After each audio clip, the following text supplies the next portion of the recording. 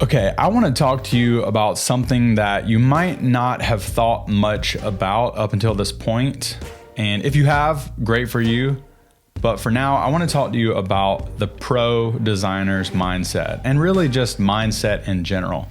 There's a really famous quote from Henry Ford that says, "Whether you think that you can or you think that you can't, you're right."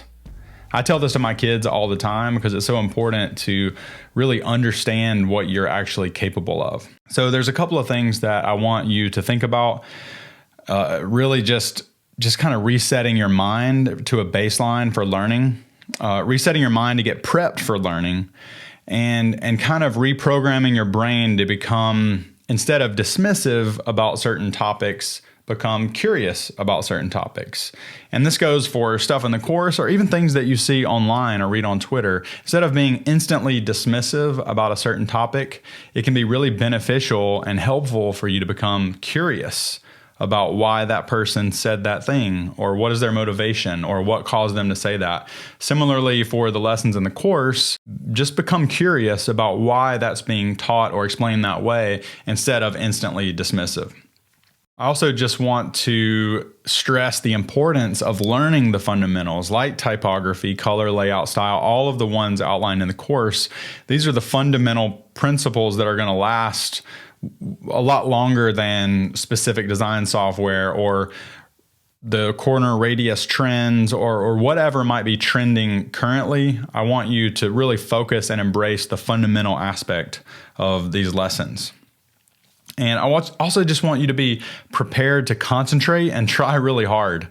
It's not going to be easy to struggle your way through design and get feedback and revise and get critique, but that's just the necessary thing that you have to do, and you have to prepare your mind as you go into it so you can make the most impact.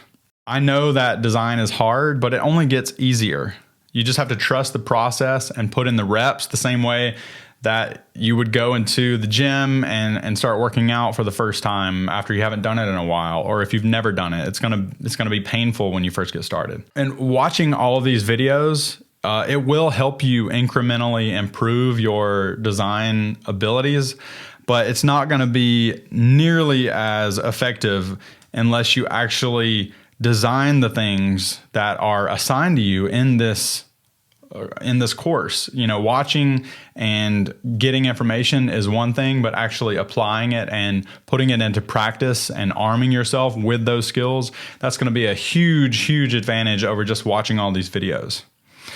Even today, when I see a new video get released on presenting design or the best way to do X, Y, or Z, I'm still to this day extremely curious about what other people have learned and what they're trying to show the world, because I don't ever want to consider myself to have fully arrived. I'm constantly learning, constantly seeking out knowledge, and the best designers that I know have the same mindset. So I want you to deeply understand your tools and the fundamentals that are being taught.